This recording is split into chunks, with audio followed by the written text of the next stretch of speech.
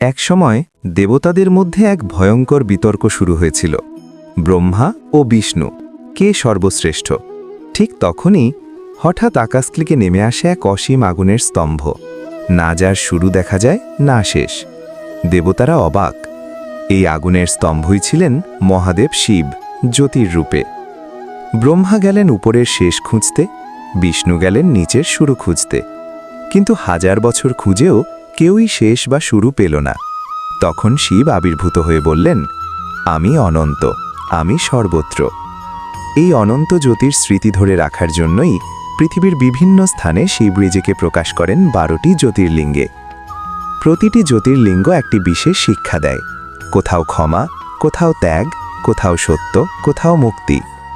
সোমনাথ থেকে কেদারনাথ, বিশ্বেশ্বর থেকে রামেশ্বর, এই 12টি স্থান শুধু মন্দির নয়, এগুলো শিবের চিরন্তন উপস্থিতির প্রতীক।